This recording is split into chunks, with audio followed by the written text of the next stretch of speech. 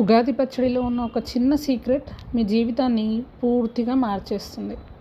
చిన్నప్పుడు ఉగాది రోజు అమ్మ ఇచ్చిన పచ్చడి తింటే మనం అడిగేదేమిటో తెలుసా? అమ్మ ఇది ఎందుకు చేదుగా ఉంది అని. అప్పుడు అర్థం కాలేదు, కానీ ఇప్పుడు అర్థమవుతుంది. జీవితం కూడా అలానే ఉంటుంది అని. ఉగాది పచ్చడిలో చేదు, తీపి, కారం, పులుపు అన్నీ కలిసే ఉంటాయి. అలాగే మన జీవితంలో కూడా ఆనందం, బాధ, భయం అన్నీ కలిసే ఉంటాయి.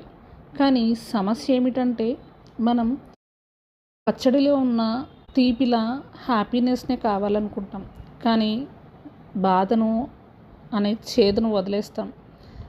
ఏ ఒక్క రుచి తగ్గినా పచ్చడిలో రుచి ఎలా ఉండదో అలాగే జీవితంలో కూడా ఏ ఒక్క ఎమోషన్ రిజెక్ట్ అయినా లైఫ్ ఇన్కంప్లీట్ అవుతుంది. సో ఉగాది పచ్చడిలాగే మీ జీవితంలో ఉన్న అన్ని ఎమోషన్స్ని ఫీల్ అవ్వండి, ఆస్వాదించండి. మీకు మీ కుటుంబ సభ్యులకి ఉగాది శుభాకాంక్షలు. Mamata Mallam, emotional strength coach for women and EFT practitioner. DM or contact me for guidance and support. Thank you.